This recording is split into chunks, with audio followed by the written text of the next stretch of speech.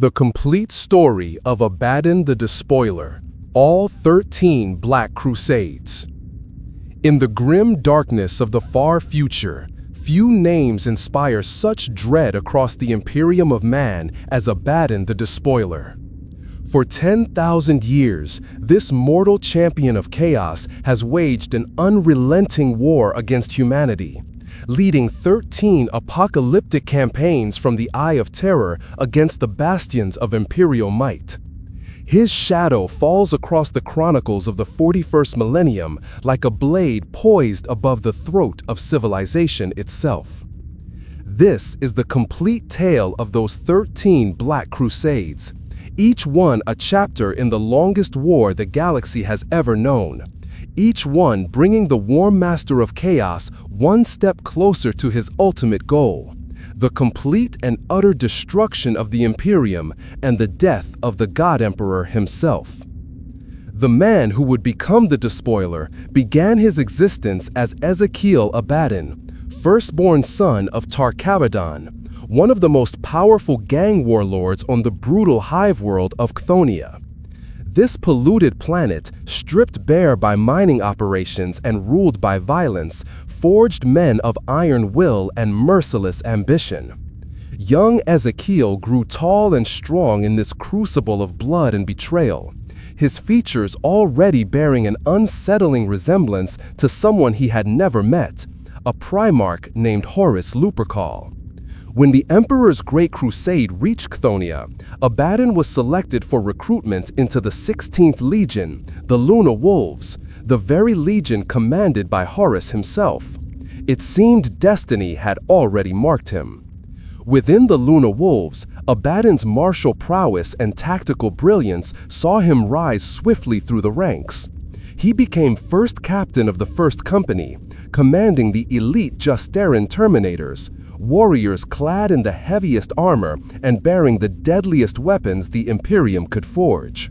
His imposing physical presence made him stand apart even among these giants. He was taller and bulkier than the average Space Marine, with long black hair that he wore in a distinctively tall topknot when not encased in his helmet. His face bore the mark of his genetic progenitor, with widely spaced eyes and a long, straight nose that gave him an air of nobility, twisted by an underlying current of barely contained violence. Over his power armor, he often wore a large black wolf pelt, a trophy that spoke to his savage nature lurking beneath the veneer of military discipline.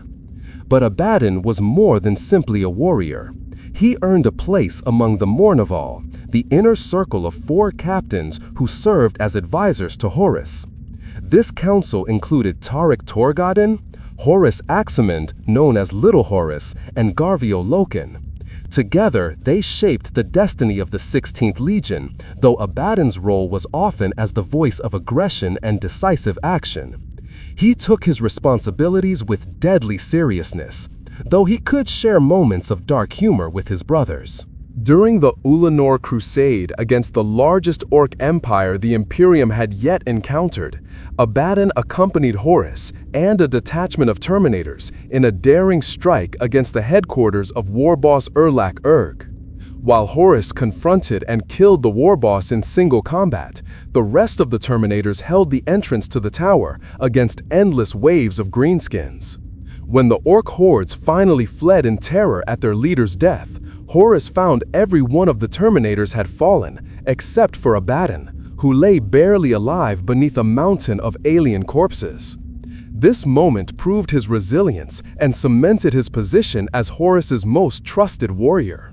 Yet, beneath his loyalty to the Warmaster, seeds of discontent had already taken root. Abaddon grew increasingly frustrated and angry at what he perceived as the Emperor's abandonment of the Space Marine legions. These feelings swelled to the surface when Horus lay near death on the world of Davin, corrupted by the blade of the warrior Yugen Temba. In desperation, Abaddon and the other Mournival members made the fateful decision to deliver their Primarch into the hands of the Chaos Sorcerers of the Davinite Temple of the Serpent Lodge. This single choice, born from love and desperation, set in motion the greatest catastrophe in Imperial history. When Horus emerged from that temple, he was no longer the noble commander they had known. The seeds of the Horus heresy had been planted, and Abaddon would water them with the blood of billions. Throughout the Horus heresy, Abaddon proved himself one of the Warmaster's most deadly champions. He led his Justarin across the killing fields of Isstvan III, where loyalist Astartes were betrayed and bombed by their own brothers. At Isstvan V, during the infamous Dropsite massacre, his forces helped slaughter 3 entire loyalist legions. On the world of Yarant, his blade tasted more Imperial blood. And finally, at Terra itself, during the apocalyptic siege of the Imperial Palace, Abaddon stood at the forefront of the assault that nearly toppled the Emperor's throne. During the final desperate hours aboard the Vengeful Spirit, Horus's flagship, Abaddon fought to reach his father, encountering Constantine Valdor, Captain General of the Adeptus Custodes. Realizing he could not best Valdor in conventional combat, Abaddon temporarily allowed the sorcerer Erebus to aid him with warp powers. Together, they badly wounded the Golden Warrior, though Valdor managed to pierce Abaddon with the Apollination Spear. In that moment of contact, the custodian glimpsed the dark truth of the next 10,000 years, and dubbed Abaddon with the name that would echo through history: Despoiler. Despite his efforts, Abaddon arrived too late to save Horus. By the time he fought past the defenses and reached the command bridge, the Emperor had already struck down the Warmaster. Abaddon found his former brother Garvio Loken watching over Horus's corpse. In that moment, something inside Abaddon broke and reformed into something harder, colder. He allowed Loken to live, believing too much blood had already been spilled. But the death of Horus left a void in Abaddon's soul that would never heal. Taking up the body of his fallen father, Abaddon fought his way out of the crumbling battle and fled with the surviving Sons of Horus before the Loyalist forces could complete their vengeance. The years immediately following the heresy were dark times for the Sons of Horus. Hunted by Imperial forces during the Great Scouring, they fled into the Eye of Terror, that massive rift in reality where the warp bleeds into real space. Within that nightmare realm, they faced not only the corrupting influence of chaos, but also the scorn and mockery of the other traitor legions. The Sons of Horus had led the rebellion and failed. Their Primarch was dead, unmade by the Emperor's final psychic assault. They were broken, defeated, their morale shattered. Some warriors began to worship Horus as a god, believing he would return. Others grew resentful of any authority. The Legion fractured into competing warbands, each pursuing their own vision of what the 16th should become. Into this chaos stepped Ezekiel Abaddon, but he was no longer the warrior who had fled Terra. Something fundamental had changed within him during those years of defeat and despair. His grief over Horus's death had transformed into a cold, calculating hatred that transcended simple vengeance. He began to see Horus's failure clearly, recognizing that his Primarch had become a slave to the Chaos Gods, a puppet dancing on strings woven by the ruinous powers.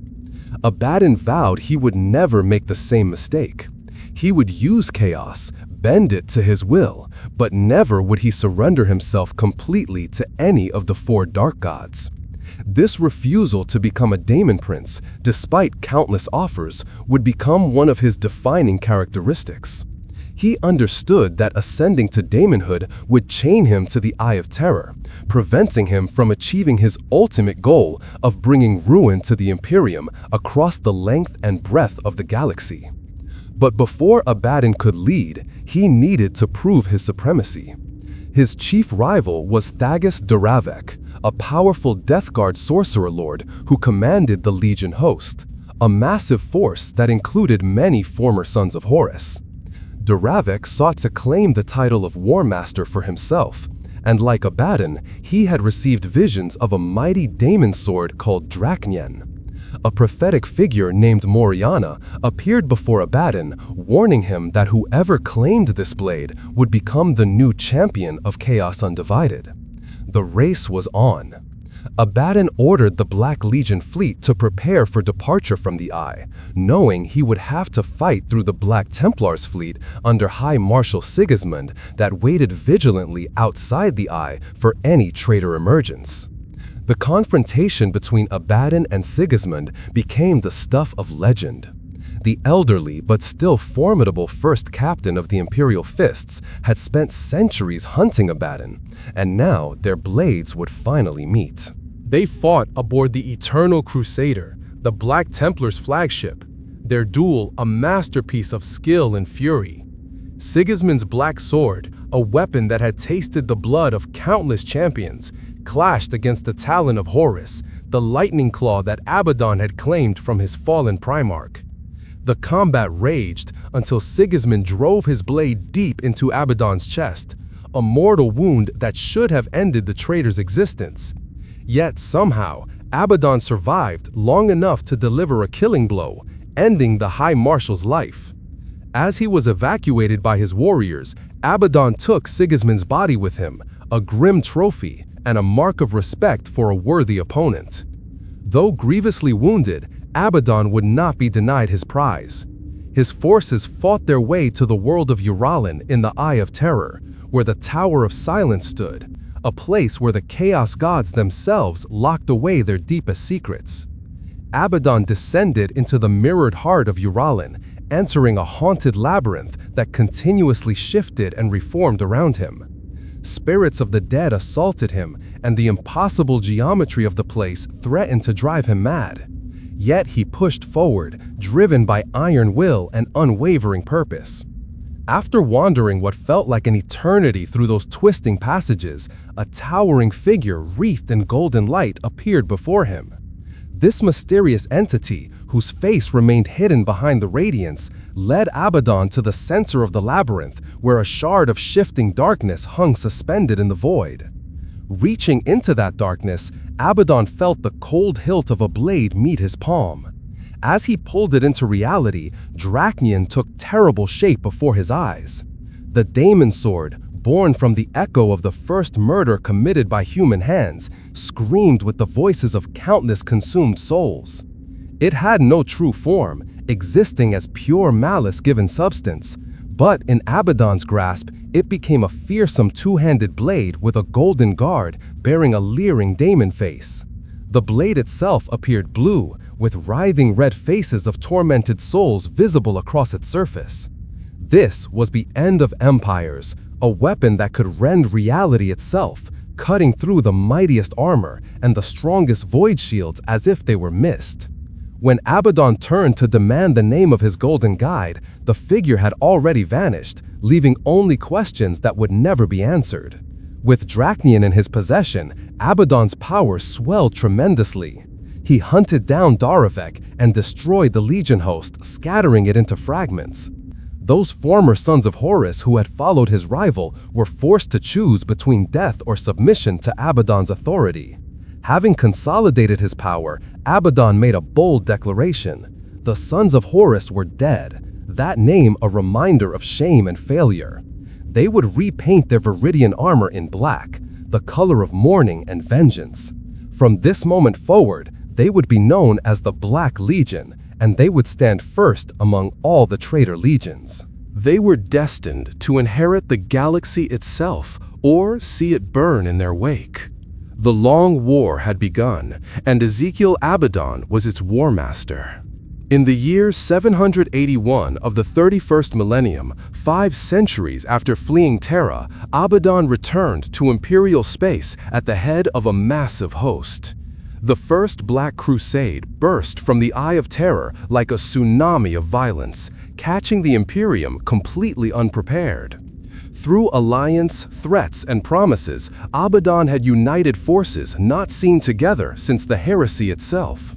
The Black Legion formed the spearhead, but they were joined by elements of every traitor legion, along with hordes of chaos cultists, corrupted Imperial army regiments, demon engines, and gibbering entities from the warp itself. Thousands of worlds across the Segmentum Obscurus fell into mayhem as traitor vessels descended from the void and demons tore their way into reality. At this time, the Imperium had not yet constructed the massive fortifications that would later define Cadia and the Cadian Gate. The defenses were inadequate for the scale of this onslaught. On the agri-world of Valencia, a warlord named Zagthian the Broken led his warband in an orgy of destruction. He constructed a vast maze from the world's blood rose orchards, blinding his prisoners and releasing them into its twisting tunnels before hunting them down at his leisure for his own perverse pleasure. Across the sector, similar horrors unfolded as each warband indulged in its own particular brand of atrocity. Yet, beneath this apparent chaos lay careful planning. While his warlords ravaged the sector, Abaddon drove toward Elfanor, site of the great citadel of the Cromarch. The defenders thought themselves safe behind walls that had never been breached, fortifications enhanced with nullification fields that reinforced the very fabric of reality against warp intrusion. But they had not accounted for Drach'nyen. Abaddon personally led the assault, his warriors falling around him as they approached those impregnable gates. When at last he reached them, he raised his demon sword high and brought it down with a deafening bellow. The gates, harder than diamond and stronger than steel, split like cordwood before that dolorous blow. The nullification fields collapsed, and demons feasted on the Cromarch and his entire bloodline that night. The invasion spread like wildfire, but it could not be sustained indefinitely. The Imperium, though initially staggered, gathered its strength and began pushing back. The Imperial Guard, the Adeptus Mechanicus, and Space Marine chapters, who had only recently been divided by the Second Founding, marched together in a massive counteroffensive. World after world was reclaimed through brutal fighting. The only bastion that had stood firm throughout the entire crusade was Cadia, that fortress world guarding the most stable route out of the Eye. On Earthwarts, Cadian forces aided by the Imperial Fist's 4th and 5th companies defended against a chaos onslaught led by the First Defilers, those twisted war machines fusing demon and machine. After 4 days of vicious combat, the Chaos forces were forced to retreat. Eventually, the weight of Imperial resistance compelled Abaddon to order a general withdrawal back into the Eye of Terror. Though the Imperium claimed victory, the cost had been staggering. Scores of worlds lay shattered, their populations slaughtered or enslaved. Billions were dead. The First Black Crusade had proven that the threat from the Eye was far from over. In response, the Imperium immediately began construction of massive defenses along the Cadian Gate, transforming Cadia itself into the greatest fortress world humanity had ever built. They also established a vast naval port at Bellis Corona to provide fleet support. These preparations would be tested sooner than anyone expected. But for Abaddon, this First Crusade had achieved multiple objectives. He had reunited the fractured forces of chaos under his banner, proven his worthiness as Warmaster to both his followers and the Dark Gods, and claimed the demon sword Drach'nyen. Most importantly, he had washed away the shame of defeat at Terra, restoring the Black Legion's morale and establishing them as the undisputed leaders of the Long War. The Black Crusade was not merely a military campaign, but a declaration that the traitors had returned, and they would never stop until the Imperium lay in ruins. The Second Black Crusade came in 597 of the 32nd millennium, and it revealed Abaddon's strategic patience. Rather than immediately assault the newly constructed fortifications of Cadia, which were still being completed, he chose a different target. His fleet struck at the Bellis Corona sector with sudden fury, attacking the shipyards that were being built to support the Cadian Gate defenses. Dozens of Imperial cruisers under construction or undergoing repairs were destroyed in coordinated strikes, crippling the Imperial Navy's ability to reinforce the region. But Abaddon's cruelty extended beyond simple military targets. He invoked a terrible curse upon the worlds of the Bellis Corona sector, a malefic working that sank deep into the core of the primary world itself. The planet's moon became saturated with chaotic energies, unleashing a mutagenic plague upon the population. Those who did not die were transformed into twisted mockeries of human form, their minds shattered and their bodies warped by the touch of the warp. Before the Imperium could muster a proper response or relieve the besieged sector, Abaddon retreated back into the Eye of Terror, his work complete. This pattern would become characteristic of many of his Black Crusades. They were not simply attempts to conquer territory and hold it, though the Imperium's propagandists would portray them as failures for this reason. Instead, each crusade had specific strategic objectives that Abaddon concealed beneath a veneer of apparently random violence. The curse on Bellis Corona would persist for millennia, a festering wound in the Imperium's defenses. The sector never fully recovered its former strength, and the destroyed shipyards could not be rebuilt for generations. This was war fought not just in the material realm, but on a metaphysical level, weakening the barriers between reality and the warp through specific acts of violence and corruption. The Third Black Crusade erupted in 909 of the 32nd millennium, and once again Abaddon demonstrated his cunning. He unleashed the Daemon Prince Talaman, called the Prince of Princes, against the Cadian Gate in what appeared to be a massive frontal assault. Talaman was a creature of immense power, whom Abaddon had convinced that consuming the blood of loyalist space marines would grant him unheard of strength and allow him to crush his rivals within the Eye of Terror. The Daemon Prince led a vast demonic horde in brutal assaults that claimed millions of lives and drew in no less than 12 Space Marine chapters to battle. The fighting raged across multiple worlds as the Imperials desperately tried to stem the tide of corruption. In the end, the ferocious warriors of the Space Wolves managed to send Talaman howling back into the warp, and the Imperials celebrated a hard-won victory. But this entire campaign had been an elaborate diversion. While the Imperium focused all its attention on repelling Talaman's assault, Abaddon led a dedicated strike force to the shrine world of Gerstal. This planet held the tomb of Saint Gerstal, an imperial saint whose remains were said to hold prophetic power. A prophecy inscribed on the tomb declared that the saints would rise again when the Eye of Darkness opened for the last time, presumably to lead the forces of the Emperor against the final demonic invasion. Abaddon could not allow such a potential obstacle to exist. His forces desecrated the shrine world, breaking the ancient seal on the tomb and destroying the remains of Saint Gerstal utterly, scattering the ashes so that no resurrection would be possible. The loss of this spiritual bulwark would have consequences that reached far into the future.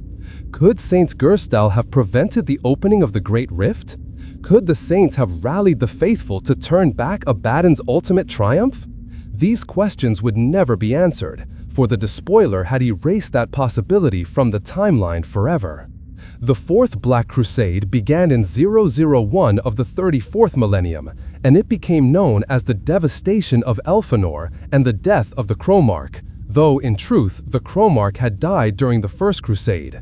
Abaddon had learned from his previous efforts and applied those lessons with ruthless efficiency. He besieged the walls of Cadia once more, pinning down Imperial forces while taking the bulk of his strength out into the Segmentum Obscurus. His true target was Elfinor, which had been rebuilt after its fall in the First Crusade. Abaddon led the assault personally, and once again Drach'nyen split open gates that should have been impregnable. The world was left a dead wasteland by the time the Black Legion withdrew. But more importantly for Abaddon's hidden agenda, this crusade saw him bombard and destroy another world, a backwater planet that few in the Imperium even noticed had been attacked. Only centuries later would the significance of this world become clear. It had held pylons, massive structures of blackstone similar to those on Cadia, structures that helped hold back the tide of the warp. Abaddon had destroyed them, weakening the barrier between reality and the immaterium by another increment. The Fifth Black Crusade in 723 of the 36th millennium was one of Abaddon's most devastating campaigns in terms of sheer destruction. He scoured the Elysia sector, raiding hundreds of worlds and causing untold death across a vast region of space. The Warmaster purposefully fomented invasions on a dozen worlds simultaneously, entrusting the destruction of cities, shrines, and temples to his warlords while using his fleet to keep the Imperial Navy engaged in deep void skirmishes. His strategy was to create a sector-wide conflict that would provoke a massive response from the Imperium and draw in chapters of the Adeptus Astartes. His plans worked perfectly. Abaddon led the bulk of the Black Legion to the ancient imperial city of Cassar-Luten on the world of Taranth, where he burned the great city to the ground and enslaved its population. The entire populace was sacrificed in a massive chaos ritual that split the skies asunder and summoned down the uncounted hosts of the warp. Meanwhile, while Imperial forces battled against Abaddon's assault, a flawless host warband led by squads of possessed Chaos Space Marines tormented the agri-worlds of Galvan II and Galvan IV. They smashed through Imperial defense emplacements that were woefully undermanned because Abaddon's strategy had drawn away all available reinforcements. The flawless host massacred the populations of several cities in horrifically violent fashion, raided temples and sacred shrines to steal powerful artifacts that Abaddon had requested, and destroyed shipyards and major factories before departing, delivering a crippling blow to the Imperium's industrial capacity in the region. But the crowning horror of this crusade was Abaddon's summoning of Doombreed, the greatest of all Khorne's daemon princes, whose existence predated the Imperium itself. On Taranth, the Despoiler lured the Warhawks and Venerators chapters into the ruins of Cassar-Luten, where he trapped them between the demonic hordes of Khorne and the forces of the Black Legion. In a bitter last stand, both Loyalist chapters were utterly destroyed, their gene seed lost forever. Doombreed personally took their skulls to mount upon the mighty throne of Khorne. The Blood Angels responded in force, but even they had to sacrifice a battle barge to contain Doombreed temporarily. Abaddon eventually withdrew, but the psychic equilibrium of this relatively stable region of space had been loosened, making it more vulnerable to future warp incursions. The Sixth Black Crusade in 901 of the 36th millennium demonstrated that Abaddon's ruthlessness extended even to his fellow former Sons of Horus. The Sons of the Eye were a splinter warband founded and commanded by Drach'nyen the Sightless, called the Blind Butcher of Iridis VII. Drach'nyen had been one of Horus's captains during the Great Crusade and had escaped in the chaos after the Siege of Terra. Always jealous of Horus's favor for Abaddon, Drach'nyen considered the Despoiler a usurper and harbored ambitions to one day challenge him for leadership. Abaddon's cabal of chaos sorcerers had warned him that an old ally would one day rise to subvert the Black Legion, twisting its loyalty with the memory of the dead Primarch. Under the guise of truce, Abaddon made a pact with the Sons of the Eye and allied with them during the Sixth Black Crusade. He wanted to make an example that would serve as a dire warning to any who would consider challenging his power. But he needed to set the stage perfectly so that none would ever doubt his resolve. During this crusade, Abaddon besieged the Imperial Forge World of Arkreach, offering Drach'nyen and his Sons of the Eye an equal share of the plunder. The battle was fierce, but eventually the Adeptus Mechanicus defenders were crushed beneath the combined assault of two powerful warbands. As the triumphant traders celebrated their victory amid the burning ruins of the Forge World, Abaddon struck. He slowly killed Drach'nyen, impaling him with the Talon of Horus, the very weapon that had once belonged to the Warmaster both men had served. As Drach'nyen died, Abaddon made him watch as every single member of the Sons of the Eye knelt and swore allegiance to the Despoiler as their new master. The message was clear and brutal. There was only one Warmaster of Chaos, and any who challenged Abaddon's authority would not merely die, but would be utterly humiliated. The Sons of the Eye were absorbed into the Black Legion, their identity erased, their leader made an example that would be whispered about in the Eye of Terror for centuries to come. The 7th Black Crusade in 811 of the 37th millennium earned its informal name as the Ghost War. Forces of chaos spewed forth from the Eye of Terror, past Cadia, and then simply disappeared, seemingly vanishing into the void. What followed was years of confusion, paranoia, disinformation, and deceit. Raids became commonplace in far-flung areas of the Imperium, striking without warning and departing before reinforcements could arrive. The pattern seemed random, impossible to predict or counter. Eventually, the servants of the Dark Gods returned to the Eye, having caused great difficulty for the Emperor's loyalists, but apparently without achieving any concrete territorial gains. The Imperium claimed victory, as they always did when Abaddon withdrew, but they failed to understand what had actually occurred. During this campaign, the entire Blood Angels chapter fell upon the world of Makon to do battle with a vast Black Legion warband led by Abaddon himself. The fighting was intense and brutal, with the Blood Angels determined to avenge past defeats. Abaddon singled them out with implacable fury, leading a band of Khornite berserkers into the teeth of the Blood Angels' devastator positions. The combat was so ferocious that even the Blood Angels' own assault troops could not dislodge the frenzied warband and recapture the bodies of their fallen comrades. Some mysterious Space Marine chapter of unknown origin intervened to prevent complete disaster, though records of their identity remain obscure. What is known for certain is that Abaddon claimed the gene seed of Blood Angels slaughtered at Makon, a treasure he took back to the Eye of Terror. The genetic legacy of Sanguinius's sons would be studied, corrupted, and used in ways the Imperium could only imagine with horror. More importantly, the raids and hit-and-run attacks of the Ghost War served to gather intelligence on Imperial defensive positions across a vast region of space, map out warp routes that could be exploited in future campaigns, and sow discord and mistrust among Imperial commanders who could never predict where the next strike would fall. The 8th Black Crusade in 999 of the 37th millennium revealed a different aspect of Abaddon's strategic planning. This campaign became known as the Skullgather, and it demonstrated the Despoiler's willingness to serve the specific agendas of the Chaos Gods when doing so advanced his own goals. Abaddon completed a complex ritual of death in the name of Chench, the Changer of Ways. On worlds throughout the Segmentum Obscurus, Imperial citizens were slaughtered in precise numbers according to esoteric rituals. Some raids accounted for entire settlements, while others caused only limited carnage by the horrific standards of the Black Legion, and at first the Imperium could only guess at the traitor legion's plans. On the moons of Tychus, 8 of the 20 crater cities were peeled open to the void, their inhabitants freezing in place, while the others remained untouched.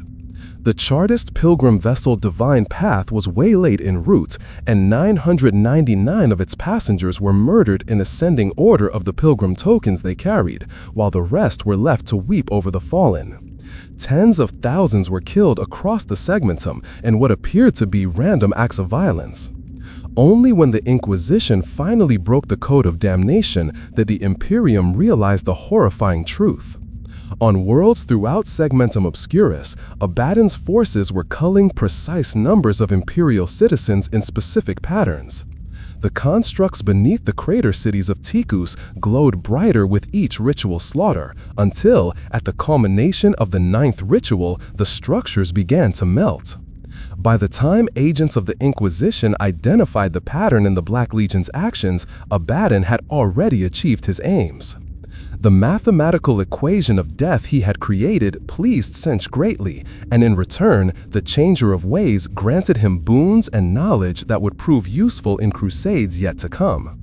More importantly, the destruction of certain structures and the performance of these rituals had subtly altered the fabric of reality in the Segmentum, making it more permeable to warp influence. The Ninth Black Crusade in 573 of the 38th millennium targeted the Imperial Navy fortress of Cancephalus, but Abaddon approached this objective with characteristic indirection. Rather than assault the fortress directly, he led his forces in what became known as the Anticanus Massacre. The crusade began with an attack upon Anticanus IV in 165 of the 37th millennium. Monarch Hive, the hive city that served as the seat of Anticanus's imperial commander, was besieged by Abaddon's vanguard. By the time Imperial Guard reinforcements arrived at the massacre site, Abaddon and his forces were already out of orbit. In an act of pure spite, they destroyed the planet with cyclonic torpedoes, weapons of mass destruction that literally tore worlds apart. The next 17 years of fighting saw the fleets of Cancephalus severely depleted as they raced from crisis to crisis, trying to protect the worlds of the sector from rampaging chaos forces. Abaddon ravaged the rest of the sector at will, his fleet striking and departing before effective resistance could be organized. The Imperial Navy fortress at Cancephalus found itself increasingly isolated and unable to effectively respond to threats, as its forces were scattered across the sector. Several Chaos fleets left the Eye of Terror undetected during the Anticanus Massacre, suggesting that one of Abaddon's goals was to test Imperial detection capabilities and find weaknesses in the defensive cordon around the Eye. When he finally withdrew, the sector was left devastated, its naval strength crippled for decades to come. The 10th Black Crusade in 001 of the 39th millennium, known as the Conflict of Helica, demonstrated Abaddon's ability to forge strategic alliances with the other traitor legions. He made a deal with Perturababo, the daemon primarch of the Iron Warriors, in which Abaddon agreed to settle a blood debt against the Iron Hands in exchange for Perturababo opening an ancient warp route out of the Eye of Terror. This passage, calculated over several agonizing months by the tortured machine spirits of a chain of enslaved cogitators, allowed Abaddon's forces to steal past the layered defenses of the Cadian Gate and emerge in the Helica sector, spinward of the Eye. Once again employing his favorite tactic of feints and distractions, Abaddon sent the Black Legion fleet against Thracian Primaris, the capital world of Helica, while he personally attacked elsewhere. He also scattered his warlords across the sector, and on scores of planets, traitor vessels thundered down from the skies to kill and maim Imperial citizens. The true target, however, was the ice world of Amethal, home to the Iron Hands Chapter Fortress Monastery. Abaddon led the assault personally, eager to fulfill his bargain with Perturababo and settle old grudges from the heresy. The Iron Hands fought with their characteristic cold determination, their augmented bodies and bionic limbs making them exceptionally difficult to kill. But Abaddon had brought overwhelming force to bear, and the fortress monastery was eventually breached. In the depths of the fortress, Abaddon claimed a prize of immense value, an ancient relic connected to Ferrus Manus, the Iron Hands' slain Primarch. The psychological blow to the chapter was devastating, though they managed to evacuate before the fortress was completely overrun. When Abaddon withdrew from the Helica sector, he left behind a weakened and demoralized Space Marine chapter, their sacred home desecrated and their most precious relics stolen. More importantly, he had proven to Perturabo that he could be trusted to honor his bargains, strengthening the alliance between the Black Legion and the Iron Warriors for future campaigns. The 11th Black Crusade erupted in 301 of the 40th millennium and became known simply as the Abyss, though some called it the Howling. This crusade demonstrated the sheer terror that Abaddon could unleash when he chose to wage unrestricted warfare against civilian populations. His forces descended upon the worlds of the Circithian Crescent, a prosperous region of space containing some of the most densely populated planets in the Segmentum Obscurus. The Black Legion did not merely conquer these worlds, they systematically exterminated their populations, turning thriving hive cities into silent tombs. On Medusa 5, observers reported hearing a sound like endless screaming emanating from the planet's surface, audible even in the void of space. This phenomenon persisted for weeks after the Black Legion's departure, driving those who investigated into madness. Billions died during the 11th Crusade, their deaths serving purposes both strategic and ritualistic. The genocidal fury of the Abyss served multiple functions in Abaddon's grand design. First, it demonstrated to the Imperium that he could and would kill on an incomprehensible scale if his demands were not met, though he made no demands, leaving Imperial commanders to wonder what might have prevented the slaughter. Second, the mass deaths weakened the barrier between the materium and the immaterium across the entire region, making it more susceptible to demonic incursion and warp storms. Third, and perhaps most cynically, the campaign provided Abaddon with leverage over certain chaos gods. Khorne gloried in the oceans of blood spilled, while Nurgle feasted on the plague and disease that followed in the wake of the killing. By offering such bountiful tribute, Abaddon ensured their continued favor and support. The Imperium eventually mounted a counteroffensive that drove the traitors back into the Eye, but the Circithian Crescent never recovered. The worlds remained dead or dying, monuments to Abaddon's cruelty and the Imperium's inability to protect its citizens. The 12th Black Crusade began in 139 of the 41st millennium and became the most prolonged and strategically significant of all Abaddon's campaigns until the 13th. This crusade, which lasted for over 2 decades, became known as the Gothic War, named for the Gothic sector where the fighting primarily took place. The Despoiler's objective in this campaign was specific and audacious. He sought to capture the ancient Blackstone fortresses, massive space stations of unknown origin that possessed the ability to manipulate gravitational forces and even destroy stars. These fortresses, relics from an age before humanity, had been discovered by the Imperium and repurposed as defensive installations. Abaddon understood their true potential far better than the Imperials who controlled them. If he could capture enough of these fortresses, he would possess weapons capable of destroying entire star systems, fundamentally altering the balance of power between the Imperium and Chaos. The Gothic War began with typical Abaddon misdirection. His initial raids targeted seemingly random worlds throughout the Gothic sector, drawing Imperial naval forces into pursuit. While the Imperials chased shadows, Abaddon's true objective became clear when he struck at the first Blackstone fortress.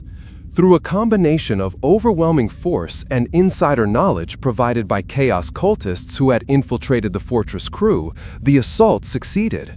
The massive station fell under Chaos control, its crew slaughtered or corrupted. The Imperium was horrified to discover that under Chaos control, the fortress could be made to fire its weapons at Imperial targets. Abaddon wasted no time demonstrating this capability, using the captured fortress to destroy several Imperial Navy vessels that attempted to recapture it. Over the following months and years, Abaddon succeeded in capturing a second and then a third Blackstone fortress, each victory expanding his arsenal of superweapons. The turning point came when Abaddon attempted to use the captured fortresses to destroy the Vigilance, the heart of the Gothic sector's defenses. Imperial forces under Lord Admiral Cornelius Ravensburg fought desperately to prevent this catastrophe. In a series of void battles that would be recorded in Imperial Navy histories as some of the most intense void warfare ever witnessed, the Imperials managed to destroy one of the Blackstone fortresses and severely damage another, forcing it to withdraw. But Abaddon had contingency plans. When he realized he could not hold all the fortresses, he made the calculated decision to sacrifice 2 of them in a spectacular demonstration of their power. He ordered the remaining operational fortresses to combine their energies and fire upon the star of the Fularis system. The gravitational beams struck the star simultaneously, destabilizing its core. Within hours, the star went supernova, obliterating everything in the system and sending a shockwave of destruction rippling outward. Billions died instantly, and several neighboring systems were rendered uninhabitable by the radiation. The destruction of the Fularis star sent shockwaves throughout the Imperium, both literal and political. The demonstration proved that Abaddon possessed weapons capable of killing entire star systems, rendering traditional defensive strategies meaningless. Panic spread through the Gothic sector as populations realized that their sun could be the next target. The Imperium mobilized massive reinforcements, pulling Space Marine chapters from distant campaigns and assembling one of the largest Imperial Navy fleets since the Horus Heresy. Under the command of Lord Admiral Ravensburg, this armada hunted the remaining Blackstone fortresses relentlessly. In a climactic void battle above the world of Schindelgeist, Imperial forces managed to destroy another Blackstone fortress, though at terrible cost. Ravensburg's flagship was crippled, and thousands of loyal Imperial Navy personnel died in the fighting. With his fleet of superweapons reduced and Imperial pressure mounting, Abaddon made the decision to withdraw from the Gothic sector. But he did not retreat in defeat. Using the remaining Blackstone fortresses under his control, he conducted a fighting withdrawal that inflicted massive casualties on pursuing Imperial forces. Several planets were devastated by parting shots from the fortress's weapons, ensuring that even in retreat, Abaddon left nothing but ruin in his wake. The Gothic War officially ended in 161 of the 41st millennium, when the last confirmed Chaos forces withdrew from the sector, though raiding and skirmishing would continue for years afterward. The Imperium claimed victory, pointing to the recapture of most of the Gothic sector and the destruction of several Blackstone fortresses. But Abaddon had achieved something more valuable than territorial conquest. The true significance of the Gothic War lay in what Abaddon learned during the campaign. He had spent years studying the Blackstone fortresses, experimenting with their controls, and plumbing their ancient secrets. His tech priests and sorcerers had dissected the technology, learning how it interfaced with the warp and manipulated gravitational forces. This knowledge would prove invaluable in the 13th Black Crusade, for the Blackstone fortresses shared fundamental technology with the pylons of Cadia, those mysterious structures that helped stabilize reality around the Cadian Gate. Abaddon had essentially conducted a 2-decade research project at the Imperium's expense, gaining understanding that would allow him to finally achieve his ultimate objective. Additionally, the Gothic War had drained Imperial resources on a massive scale, pulled Space Marine chapters away from other theaters of war, and demonstrated to the galaxy that Abaddon could sustain prolonged campaigns rather than simply raiding and withdrawing. The Long War was building toward its climax, though few yet realized it. In the centuries between the 12th and 13th Black Crusades, Abaddon did not rest. He traveled throughout the Eye of Terror and beyond, gathering artifacts, forging alliances, and preparing for his ultimate assault. He bound greater daemons to his service through pacts and threats, promising them rivers of blood and mountains of skulls in exchange for their allegiance. He met with the Daemon Primarchs, those brothers of Horus who had ascended to daemonhood, and convinced or coerced them into supporting his grand design. Mortarion of the Death Guard, Perturabao of the Iron Warriors, Magnus the Red of the Thousand Sons, and Fulgrim of the Emperor's Children each received promises or threats calibrated to their particular desires and fears. Even Angron of the World Eaters, that mindless beast of Khorne, was directed toward targets that would serve Abaddon's purposes. The Despoiler also gathered an arsenal of artifacts that would make even the most powerful Space Marine chapter envious. Beyond Drach'nyen and the Talon of Horus, he possessed the skull of Kurgar, taken from a mighty daemon prince and capable of projecting terror that could break the morale of entire armies. He wore the Terminator armor that had once belonged to Horus himself, corrupted and enhanced over the millennia until it provided protection that rivaled the armor of the Emperor's custodians. Around his neck hung the Demon's Eye of Tharkness, a gem that granted visions of the future and allowed him to peer through the veils of time. Upon his head rested the Warmaster's topknot, that distinctive hairstyle that marked him as the chosen champion of Chaos Undivided, holder of a title that only one other being had ever borne. Every piece of his war gear was a relic of legend, and together they made him one of the most dangerous beings in the galaxy. More importantly, Abaddon had spent centuries studying Cadia itself, that fortress world that had thwarted 12 Black Crusades. He knew every detail of its defenses, having tested them repeatedly over 10,000 years. He understood the disposition of forces, the command structure, the supply lines. His spies and cultists had infiltrated every level of Cadian society, from the highest generals to the lowest factory workers.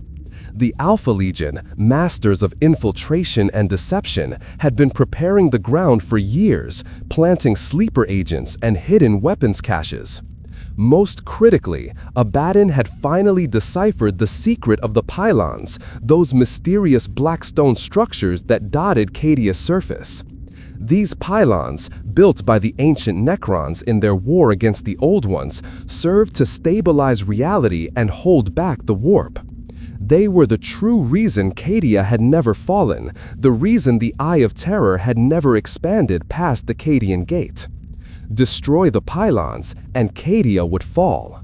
Destroy Cadia, and the Eye of Terror would expand, tearing open a rift across the galaxy.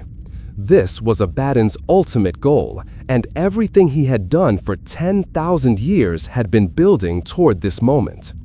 The 13th Black Crusade began in 999 of the 41st millennium, though its exact starting date is debated by imperial chroniclers. Some mark it from the first rays that emerged from the Eye of Terror, while others count from the moment Abaddon's full armada appeared in real space. What is undisputed is the scale of the force Abaddon assembled. It was the largest gathering of Chaos forces since the Siege of Terra itself, perhaps even larger. Every traitor legion sent contingents, though the Black Legion formed the overwhelming core. Millions of Chaos Space Marines, countless mortal cultists, demon engines beyond number, and creatures of the warp in such profusion that reality itself seemed to shudder at their presence. The armada that carried this host numbered in the tens of thousands of vessels, ranging from massive battleships to tiny raider craft. At its head sailed the Vengeful Spirit itself, that ancient flagship where Horus had died and which Abaddon had reclaimed as his own. The initial phase of the 13th Black Crusade followed patterns established in previous crusades. Abaddon scattered his forces across a wide front, launching simultaneous assaults on dozens of worlds. Bellis Corona, that naval fortress which had been cursed during the Second Black Crusade, came under renewed attack. The fortress worlds of Belisar, Ulthor, Dracul, Macaria, Scaris, and Thrax all reported Chaos incursions. Space Marine chapters rushed to respond, with the Black Templars, Imperial Fist successors, taking the lead in many engagements due to their ancient vendetta against the Black Legion. The Imperial Navy assembled its scattered fleets, calling in warships from across the segmentum to form a defensive cordon. The Imperium believed this was simply another Black Crusade, larger than most but following familiar patterns. They were catastrophically wrong. While Imperial attention focused on the diversionary attacks, Abaddon drove straight for Cadia with the full might of his personal warfleet. The Planet Killer, that ancient and terrible superweapon that had been used during the Gothic War to destroy worlds, accompanied him. This vessel, a battleship the size of a small moon, with a cannon that could crack planets like eggs, had been recovered and restored by Abaddon's tech priests. Its presence alone sent waves of terror through the Imperial defenders, for they knew what it could do. But Abaddon had no intention of simply destroying Cadia from orbit. He needed to destroy the pylons, and that meant ground assault. The Planet Killer's role would come later, in a moment carefully calculated for maximum impact.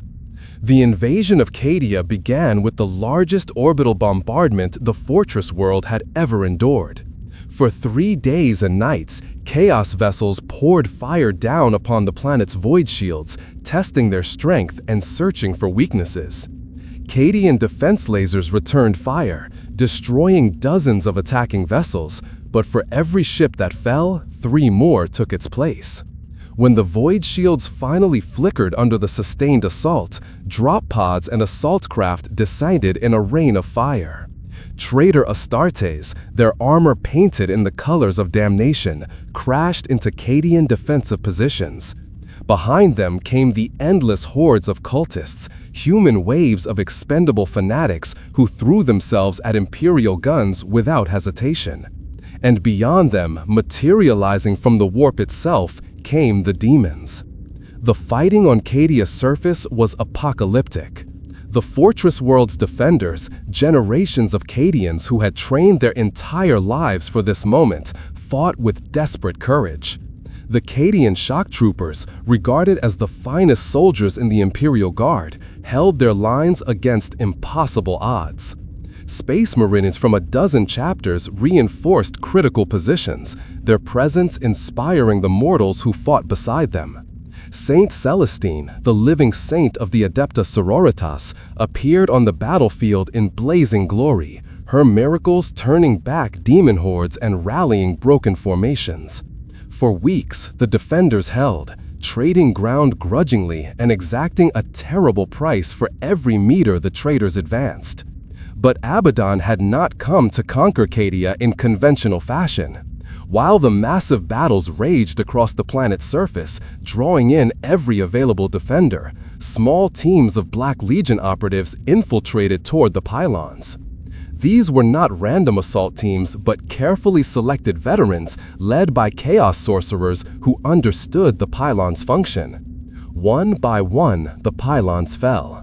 Some were destroyed by demolition charges placed with surgical precision. Others were corrupted by dark rituals that twisted their function, turning stabilizers of reality into conduits for the warp. The Imperials only began to realize what was happening when reality itself started to fray around the damaged pylons. Warp rifts opened spontaneously, demons manifested without warning, and the very laws of physics became unreliable in areas where pylons had been destroyed. The Battle of Kasir Kraf became legendary even amidst the apocalyptic fighting that consumed Cadia. This fortress city, one of the largest on the planet, held a concentration of pylons that Abaddon identified as critical to his plan. He personally led the assault, bringing with him his most elite warriors and a host of demons bound to his service. The defenders, commanded by Lord Castellan Ursakar Creed, the supreme commander of all Cadian forces, recognized the attack's significance and poured every available resource into holding the city. For 72 hours, the battle raged without pause. Abaddon carved through defenders like a harvester through wheat, Drach'nyen screaming as it tasted the souls of the fallen. Saint Celestine herself confronted him in single combat, her flaming blade meeting his demon sword in a duel that seemed to embody the eternal struggle between Chaos and the Imperium. She struck him down, her blade piercing his armor and driving him to his knees. But Abaddon, sustained by the dark blessings of all 4 Chaos gods, rose again.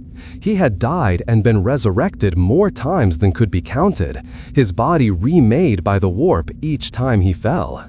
Celestine was forced to withdraw, and Kasir Kraf fell. As more pylons were destroyed, the effects became impossible to ignore. The sky above Cadia turned the color of blood and bile, shot through with unnatural lightning. Reality warped and twisted, creating zones where up was down, where past and future became confused, where the dead rose to fight again. The Eye of Terror, that massive warp rift that had been contained for 10,000 years, began to expand. Its edge crept across the sky like a spreading stain, devouring stars as it grew. Imperial astropaths screamed and died as the psychic pressure increased beyond endurance. Navigators went mad as the Astronomicon's light became distorted by the growing warp turbulence. Across Cadia, defenders looked up at the changing sky and felt despair settle into their hearts like a physical weight. Some broke and fled, while others fought with even greater desperation, understanding that they stood at the precipice of the galaxy's doom. Lord Castellan Creed refused to surrender or evacuate. He coordinated the defense from his command center deep within Kasir Kraf, even as the walls crumbled around him. When the Black Legion finally breached the command center, Creed fought to the last, his plasma pistol hot in his hand as he gunned down traitor after traitor. He was eventually captured alive, a prize Abaddon offered to Tzeentch in exchange for further boons. Creed's fate remains unknown, though some claim he still lives, imprisoned somewhere in the depths of the warp, suffering torments beyond mortal comprehension. His capture broke the unified command structure of Cadian forces, and coordination between different defensive sectors began to deteriorate. It was at this moment, with Cadia's defenders reeling and the pylons largely destroyed, that Abaddon made his final move. He ordered the Planet Killer into position above Cadia and gave the command to fire. The massive vessel's weapon systems charged, drawing power from its corrupted warp engines. Then, with a sound like reality screaming, it fired. The Armageddon weapon, as the Planet Killer's main cannon was called, unleashed a lance of force that struck Cadia's surface with the power of 1 billion bombs. The planet's crust cracked like an eggshell. Tectonic plates shattered and were driven into the mantle. Oceans boiled away in an instant. Cities that had stood for 10,000 years were obliterated in microseconds. But Cadia, that stubborn fortress world, did not die quickly. The death of Cadia took hours, not seconds.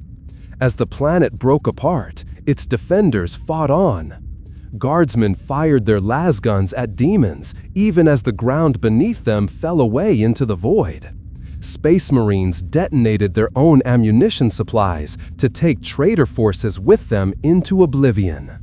And everywhere, on every fragment of the dying world, the people of Cadia demonstrated why their world had held for so long. They did not run. They did not surrender. They fought until the very end, making the traitors pay for every scrap of broken rock. The phrase that would echo across the Imperium in the dark years to come was born in those final hours. Cadia stands. Even as the world literally broke into pieces, its defenders refused to acknowledge defeat. Cadia stands became a battle cry, a prayer, a declaration that the spirit of resistance could never be killed, even if every physical stone was ground to dust. As the last fragments of Cadia tumble through space, cold and lifeless, the true horror of Abaddon's victory became apparent. With the pylons destroyed and the planet's stabilizing influence removed, the Eye of Terror expanded explosively. The warp rift tore across the galaxy like a wound, splitting the Imperium in half. Worlds that had been secure for millennia suddenly found themselves in the path of this expanding tempest of chaos. The rift, which would come to be known as the Cicatrix Maledictum, the Great Rift, stretched from the Eye of Terror all the way to the eastern fringe, cutting through the heart of the Imperium. Millions of worlds were swallowed by warp storms. Countless billions died as demons poured through the rent in reality. The Astronomonsican's light became blocked or distorted for half the galaxy, making warp travel nearly impossible in many regions. The Imperium Nihilis, the Dark Imperium, was born. Those worlds cut off on the wrong side of the rift, isolated from Terra and left to fend for themselves. Abaddon stood on the bridge of the vengeful spirit and watched his triumph unfold. For 10,000 years, he had planned this moment, fighting 13 Black Crusades, not as failures, but as stages in a single master plan. Each crusade had served a purpose, destroying pylons on distant worlds, gathering knowledge, weakening Imperial defenses, positioning assets for this final strike. The Imperium had thought him a failure, a warlord who launched doomed invasions again and again without success. They had been fools.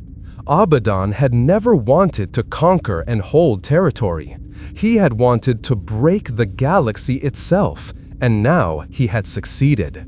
The Long War had entered its final phase, and the Imperium was on the defensive as never before. Chaos forces poured through the Great Rift in numbers that dwarfed anything seen since the heresy. Entire sectors fell to darkness. Chapter homeworlds of the Space Marines came under siege. Forge worlds of the Adeptus Mechanicus were overrun by demon engines and dark tech priests. The Imperium was dying, and Abaddon had struck the killing blow. Yet the Despoiler's plans faced unexpected complications. The Imperium, though wounded, was not dead. Robote Guilliman, Primarch of the Ultramarines, had returned from his long stasis.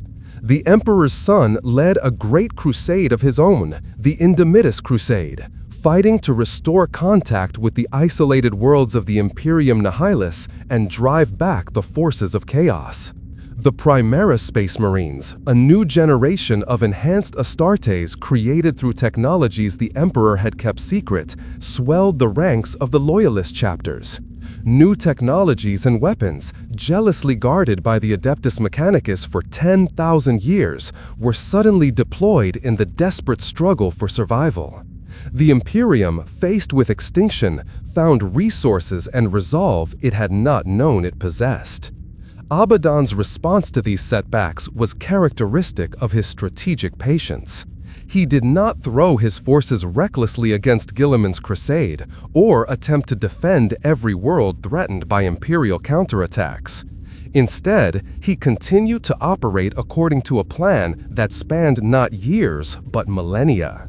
While Guilliman focused on stabilizing the Imperium and relieving besieged worlds, Abaddon moved to consolidate chaos control over the regions around the Great Rift. He established permanent fortresses on worlds that had once been Imperial, transforming them into staging grounds for future invasions. He bound demon princes and greater demons to guard these fortress worlds, ensuring they could not be easily reclaimed. And he began the long work of corrupting worlds that still resisted, sending cultists and agents to sow discord and worship of the chaos gods among populations cut off from Imperial reinforcement. The establishment of the Scourge Stars exemplified Abaddon's strategy in the new era. This cluster of systems, transformed by warp energies into a nightmarish realm where demons walked openly, became a fortress complex to rival the Eye of Terror itself. Mortarion and his Death Guard took primary responsibility for holding these worlds, turning them into gardens of plague and disease that served as breeding grounds for new horrors. From the Scourge Stars, raiding fleets launched constant attacks against surrounding Imperial space, keeping the defenders off balance and preventing them from mounting effective counteroffensives. Similar strongholds were established across the Imperium Nihilis, creating a network of chaos-held worlds that could support and reinforce each other. Abaddon also renewed his focus on gathering artifacts and weapons that could tip the balance in his favor. The Daemon's Eye of Tharkness had shown him visions of items scattered across the galaxy, relics from the War in Heaven, the Horus Heresy, and even earlier ages. He dispatched specialized warbands on quests to recover these artifacts, sometimes personally leading expeditions when the prize was significant enough. The recovered items were not always weapons in the conventional sense. Some were ancient texts containing forbidden knowledge. Others were psychic amplifiers, and still others were items whose purpose remained mysterious even to Abaddon sorcerers. But each acquisition added to his arsenal and brought him closer to his ultimate goals. The relationship between Abaddon and the Chaos Gods themselves grew increasingly complex in the wake of the 13th Black Crusade. Each of the four ruinous powers had been pleased by the opening of the Great Rift, which had strengthened their ability to influence the material realm. But they also sought to claim credit for the victory and to bind Abaddon more tightly to their service. Khorne offered him ascension to Daemon Princehood, promising power beyond mortal limits. Nurgle whispered promises of immortality and freedom from pain. Tzeentch showed him visions of futures where he ruled not just the Imperium, but reality itself. And Slaanesh, always the most subtle, offered perfection, the fulfillment of every ambition and desire. Abaddon refused them all. He understood that accepting any of these offers would mean becoming a tool of the Chaos Gods rather than their master. His refusal to ascend set him apart from nearly every other great champion of chaos in history. While his rivals like Typhus, Karn, and Ahriman had each given themselves fully to their patron gods, Abaddon maintained his independence through sheer force of will. This defiance came at a cost. The Chaos Gods tested him constantly, withdrawing their favor at crucial moments or empowering rivals to challenge him. But Abaddon endured these tests and emerged stronger each time, his legend growing among the Chaos forces who saw in him a mortal who commanded the respect even of gods. The Black Legion itself underwent significant changes in the wake of the Great Rift's opening. Where once they had been forced to retreat into the Eye of Terror between crusades, they could now maintain a permanent presence in real space across vast regions of the galaxy. Recruitment swelled as former Imperial Space Marines, disillusioned by the Imperium's apparent failure to protect its worlds, turned to chaos. Entire chapters had fallen to corruption or been destroyed, and their survivors often sought out the Black Legion as the most powerful and successful of the traitor legions. Abaddon welcomed these new recruits, but only after they had proven their worth and loyalty through trials that killed many. Those who survived these tests were remade, their armor repainted black, their previous allegiances erased. They became Black Legionnaires, part of the most feared military force Chaos had ever produced. The command structure of the Black Legion also evolved to meet new challenges. Abaddon delegated more authority to his Lords of the Black Legion, powerful champions who commanded large warbands in his name. These lords operated with considerable independence, launching their own raids and campaigns while remaining ultimately loyal to the Despoiler. Among the most notable were Devram Korda, the tyrant of Malaylum, who commanded a massive fleet that terrorized Imperial shipping lanes, and Urkrathos, called the Cleaved, a former World Eater who led the Black Legion's most frenzied assault troops. Each lord controlled forces that could match entire Space Marine chapters, and together they made the Black Legion a distributed threat that could strike anywhere across the galaxy. Despite his successes, Abaddon faced challenges from within his own ranks. Ambition was a defining trait among Chaos champions, and there were always warriors who believed they could lead the Black Legion better than the Despoiler. Most such challenges were crushed quickly and brutally, the would-be usurpers made into examples that discouraged others. But some rivals proved more persistent or more cunning. The Chaos Lord Zhufor the Impaler, ruler of the fortress world of Galmec, proclaimed himself independent of Abaddon's authority and raided Imperial worlds in the Badab sector without coordinating with Black Legion operations. Abaddon could not immediately respond to this defiance, as his forces were committed elsewhere, but he marked Zhufor for eventual punishment. Such internal conflicts were a constant drain on the Black Legion's resources, though Abaddon viewed them philosophically as a form of natural selection that kept his forces strong. The strategic situation following the opening of the Great Rift presented both opportunities and dangers for Abaddon's long-term goals. On one hand, the Imperium was weakened and divided as never before. The barrier between the warp and reality had been permanently damaged across half the galaxy, making demon incursions easier and more frequent. Chaos forces could operate openly on thousands of worlds without needing to perform complex rituals to maintain their presence. Imperial defenders were stretched impossibly thin, forced to respond to multiple simultaneous crises while cut off from reinforcement. All of these factors favored chaos and brought the Imperium closer to complete collapse. On the other hand, the Imperium's response had been more effective than Abaddon anticipated. Guillemon's return and the deployment of the Primaris Marines had provided a significant boost to Imperial military capabilities. The Indemitus Crusade had successfully stabilized many critical worlds that Abaddon had expected to fall quickly. More concerning was the fact that Guillemon had proven to be a brilliant strategist, nearly matching Abaddon's own tactical ability. The two had not yet met in direct battle, but both were maneuvering for advantage in what was effectively a galaxy-wide chess game.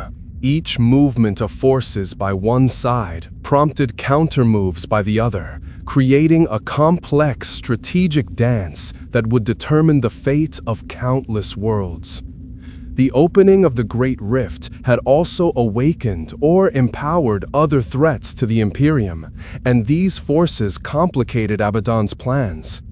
The Necrons, those ancient mechanical beings, had begun to stir across the galaxy, reclaiming lost tomb worlds and waging war against anyone who opposed them. The Tyranids, those alien swarm organisms, continued their relentless advance, consuming world after world to fuel their endless hunger.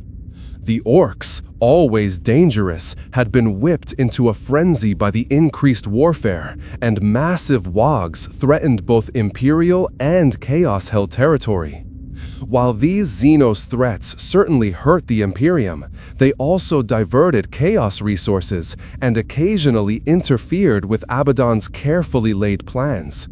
The galaxy had become a multi-sided conflict where even allies could become obstacles. Abaddon's personal quest to destroy the Emperor remained the ultimate goal underlying all his strategies. He did not seek simply to rule the Imperium or to claim Terra for his own. He wanted to kill the God Emperor, to complete what Horus had started but failed to finish. This objective went beyond revenge, though revenge certainly motivated him. Abaddon believed that the Emperor's continued existence, even in his death-like state upon the Golden Throne, was what held Chaos back from complete victory.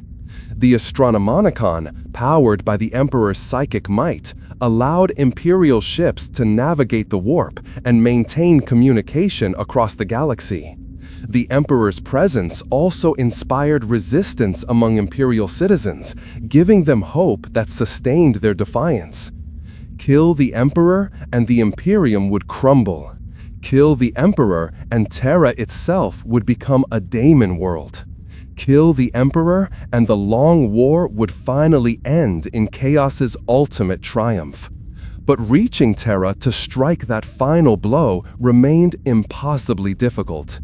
Even with the Great Rift splitting the Imperium, Terra itself remained one of the most heavily defended locations in the galaxy. The Sol system was protected by multiple layers of defenses, from the Battle Fleet Solar to the Imperial Fists who stood guard over their Primarch's greatest creation. The Adeptus Custodes, 10,000 strong, protected the imperial palace directly, and each one was worth 100 lesser warriors. Beyond these physical defenses, the emperor's psychic might still radiated from the Golden Throne, creating a beacon of order that pushed back against chaos corruption. Any assault on Terra would need to be carefully planned and executed with overwhelming force, and even then, success was far from certain. Abaddon had attempted to reach Terra before, during the heresy, and he knew how close they had come to victory and how narrow the margin of their defeat had been. This time, he planned to approach differently. Rather than a single, overwhelming assault, he would erode the defenses gradually, weakening Terra's protectors through 10,000 cuts. Each Black Legion raid on a Forge world reduced the quality of equipment available to Terra's defenders. Each Space Marine chapter, destroyed or corrupted, meant fewer reinforcements could reach Sol in an emergency. Each Daemon incursion weakened the barrier between reality and the warp, making the Emperor's work of maintaining the Astronomicon more difficult and draining. It was a strategy of patient attrition, and Abaddon had already proven he could sustain such a strategy across millennia if necessary. The Despoiler also sought specific artifacts that could aid in assaulting Terra directly. Prophecies and ancient texts spoke of weapons capable of breaching the palace's defenses, of rituals that could temporarily blind the Astronomicon, of secret passages into the Imperial dungeon that bypassed all conventional security. Some of these legends were certainly false, fantasies created by desperate cultists or deliberate disinformation planted by Imperial agents. But others might be real, and Abaddon pursued every lead, no matter how tenuous. His sorcerers scryed the future constantly, seeking visions that might reveal the path to final victory. The demonic entities bound to his service were interrogated for any knowledge they possessed about weaknesses in Terra's defenses. Former Imperial servants who had turned to Chaos were questioned extensively about their memories of the Sol system's layout and defensive protocols. Among the most significant developments in the post-Rift era was Abaddon's establishment of a permanent court within the Eye of Terror. The planet of sorcerers, Magnus's domain, had long served as a gathering place for Chaos champions, but Abaddon created something different on his own world. The Despoiler's court became a place where warlords pledged allegiance, where strategies were debated, and where the various factions of Chaos were forced to cooperate under his watchful eye. Sorcerers from the Thousand Sons worked alongside Plague Marines of the Death Guard. World Eater's berserkers stood guard while Night Lords discussed terror tactics. It was a testament to Abaddon's authority that such traditional enemies could be forced to work together, their ancient feuds and rivalries temporarily set aside in service to the Long War. This court also served as a nexus for intelligence gathering.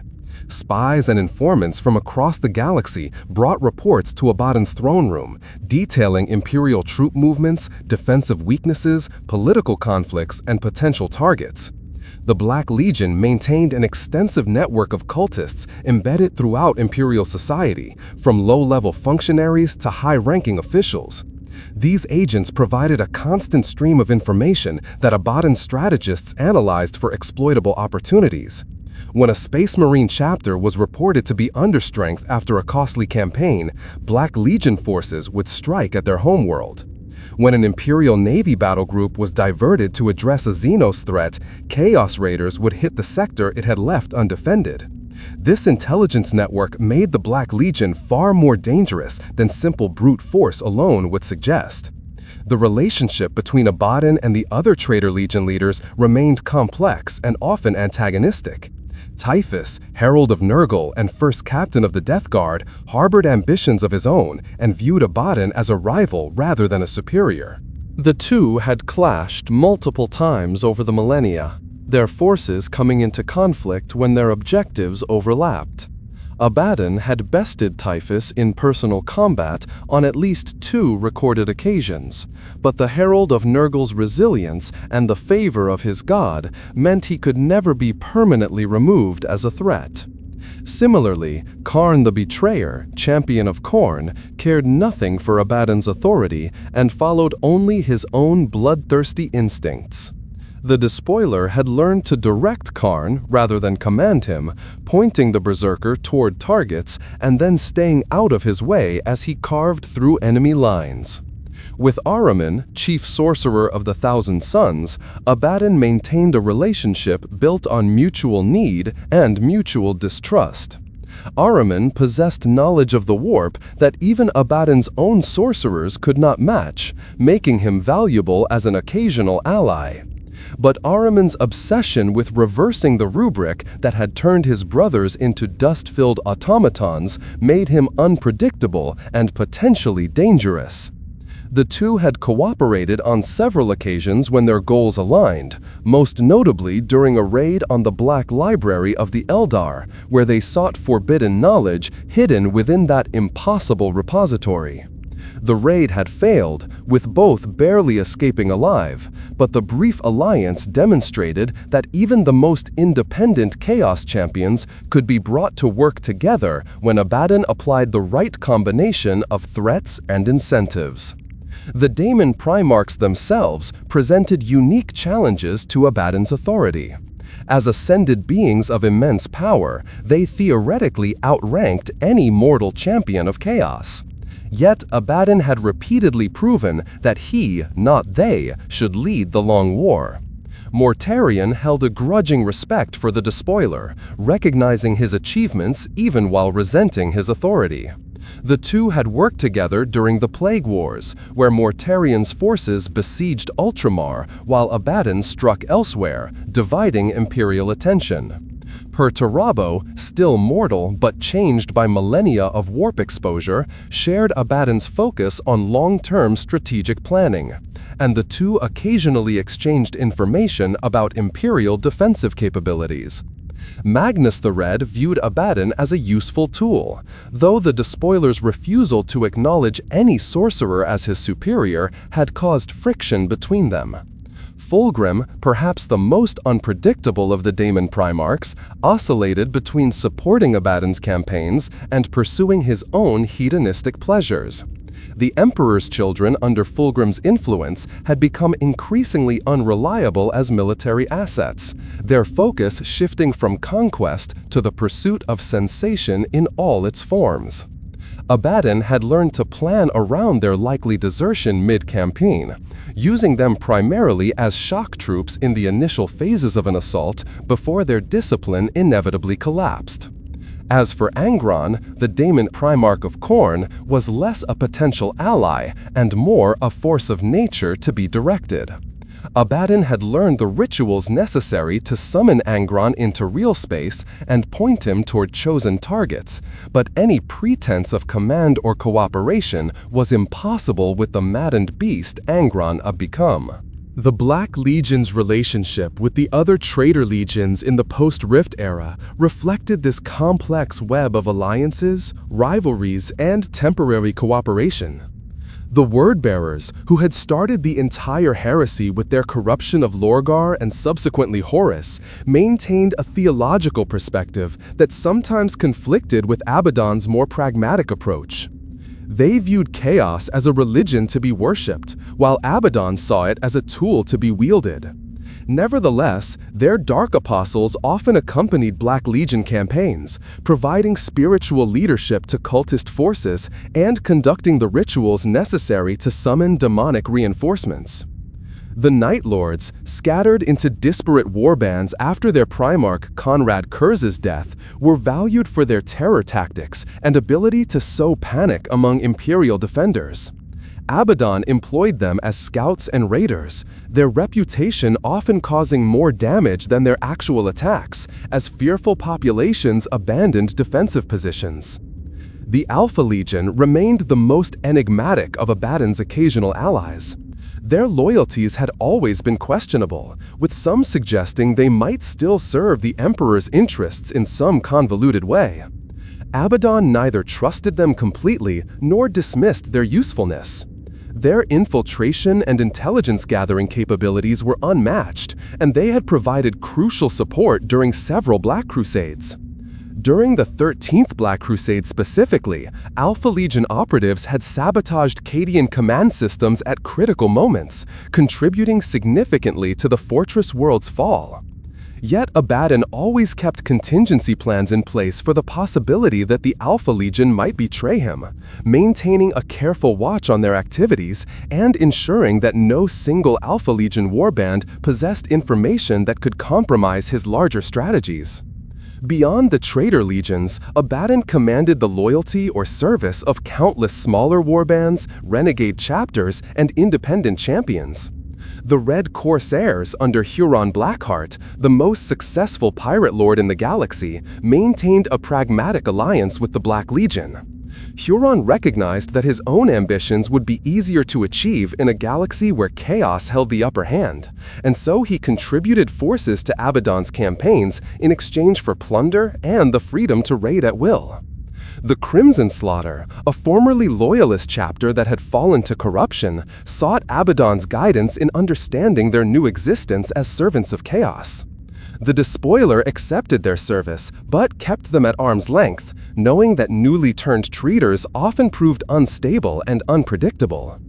The question of succession haunted Abaddon's plans, though he would never admit it openly. He had maintained his mortal form for over 10,000 years through a combination of his own will, warp-granted resilience, and resurrection by the Chaos Gods whenever he fell in battle. But what would happen to the Black Legion and the Long War if he were somehow permanently slain? He had trained no successor, trusted no lieutenant completely with the full scope of his plans. This was partially intentional, as consolidating all authority in himself prevented rivals from gathering enough power to challenge him. But it also meant that if he fell, the Black Legion might fragment back into competing warbands, losing cohesion at precisely the moment when victory seemed within reach. Some of his more prescient sorcerers had warned him of this vulnerability, suggesting he name an heir or establish a council of lords who could continue his work. Abaddon had dismissed such suggestions, confident that the Chaos Gods would not allow their greatest champion to fall before his work was complete.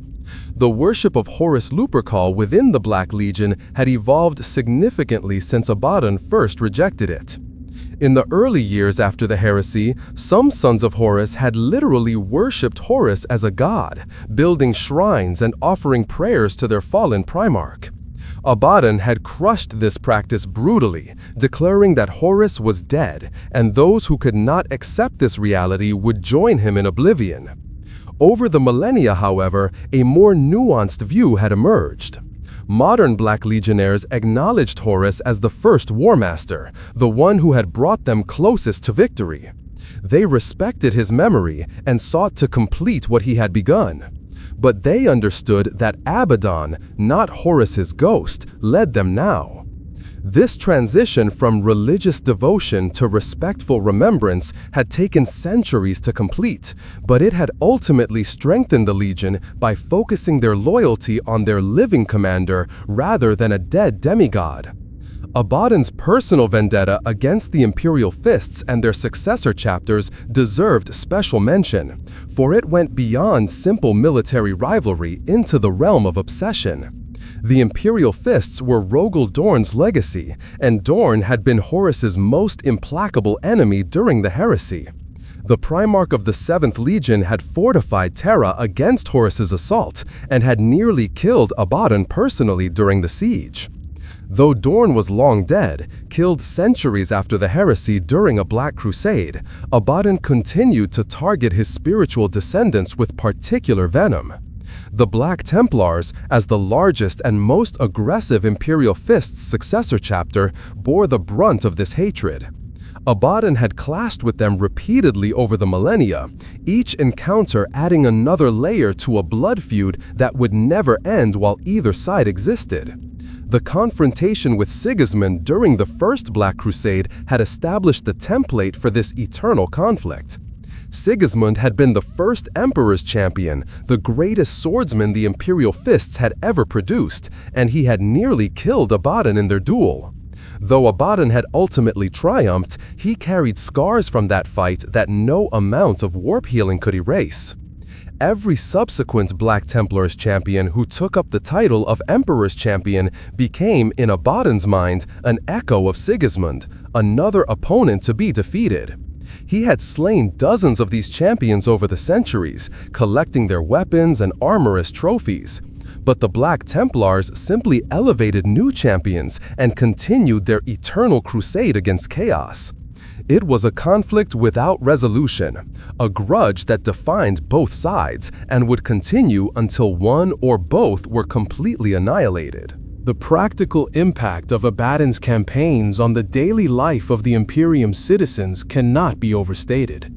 Even on worlds that never directly experienced the Black Crusade, the effects rippled outward through the vast interconnected systems that sustained Imperial civilization. A Forge world destroyed by the Black Legion meant equipment shortages for guard regiments fighting Xenos threats halfway across the galaxy. A Hive world's population enslaved or slaughtered meant reduced tithe payments and tax revenues, forcing other worlds to increase their contributions to compensate. The disruption of shipping lanes by Chaos Raiders created shortages of basic necessities on worlds dependent on interstellar trade. Fear and paranoia spread as the reliable patterns of Imperial society broke down under the strain of constant warfare. The Inquisition's response to Abaddon's activities had grown increasingly draconian over the millennia. Entire worlds suspected of harboring chaos cultists who might serve as agents for future Black Crusades were subjected to exterminatus, their populations killed to prevent potential corruption. The Ordo Malleus, specialists in fighting demonic threats, had made hunting Abaddon and his Black Legion their highest priority, second only to closing major warp rifts. Grey Knights, the chamber militant of the Ordo Malleus, had been deployed against Black Legion forces on numerous occasions.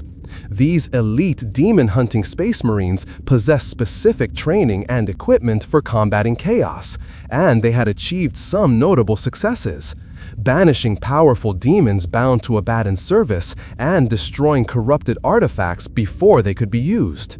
Yet even the Grey Knights, powerful as they were, could not be everywhere at once, and Abaddon's forces operated across such a vast front that any local victory against them was ultimately meaningless in the larger strategic picture. The Eldar of Craftworld Oathway had long maintained a special interest in Abaddon and the Black Crusades, for their Craftworld orbited dangerously close to the Eye of Terror. They had fought against the Black Legion countless times, seeking to prevent chaos incursions that might threaten their survival. Eldrad Ulthran, the most powerful Farseer of Oathway, had attempted to manipulate events to engineer Abaddon's downfall on multiple occasions. These schemes, typically involving alliances with Imperial forces or the deliberate provocation of conflicts between different Chaos factions, had sometimes succeeded in delaying Abaddon's plans, but never in permanently stopping him. The Eldar's precognitive abilities allowed them to see possible futures where Abaddon succeeded in his goals, visions that horrified even beings who had witnessed the fall of their civilization. They understood that if Abaddon broke the Imperium completely, the resulting chaos would consume the Eldar as well, for the galaxy had no room for anyone in a realm utterly dominated by the Chaos Gods.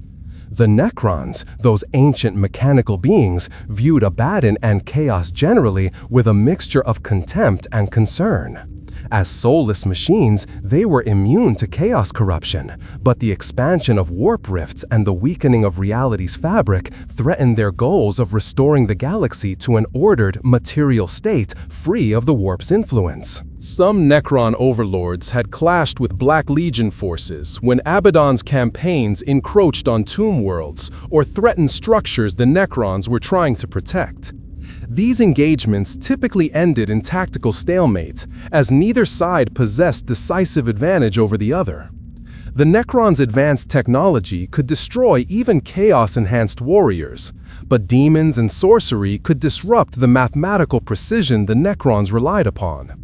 Abaddon, for his part, viewed the Necrons as an irritant rather than a primary enemy, noting them as potential obstacles to be avoided or destroyed as necessary, but not worthy of the focused hatred he reserved for the Imperium.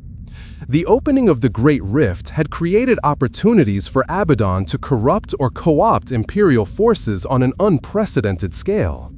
Entire regiments of the Imperial Guard, cut off from support and facing annihilation, had turned to chaos and desperation, or been conquered and forcibly converted. Space Marine chapters in the Imperium Nihilus, receiving no reinforcements and watching their recruiting worlds fall one by one, faced a choice between slow extinction or accepting chaos gifts that would ensure survival. Some chapters held firm to their oaths despite the temptation, fighting until the last battle brother fell. Others rationalized accepting just enough chaos aid to survive, telling themselves they could resist full corruption, only to find themselves sliding inexorably into damnation. And a few embraced chaos eagerly, seeing in the new order a chance for power they could never have achieved as loyal servants of the Imperium. Abaddon personally oversaw the corruption of particularly valuable Imperial assets, understanding that a veteran Space Marine chapter that turned traitor was worth far more than 1,000 cultist mobs.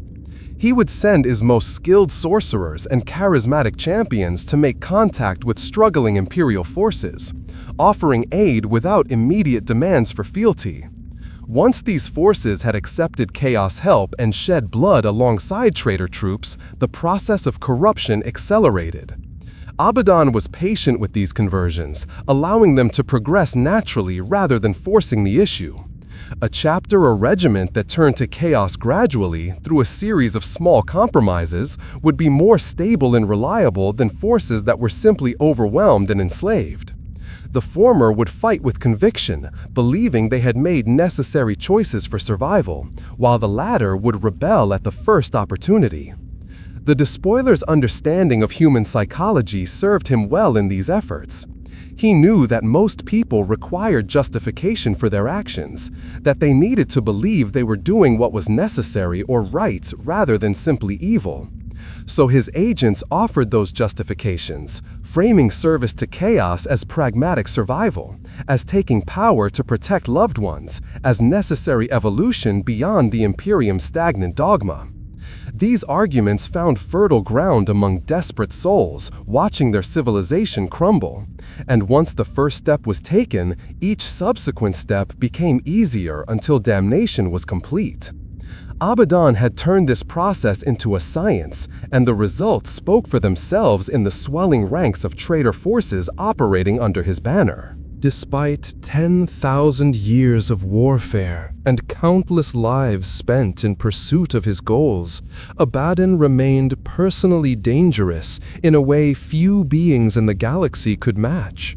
He was not simply a commander who directed forces from afar, but a warrior who led from the front, wielding Drach'nyen and the Talon of Horus with skill born from 10 millennia of constant battle.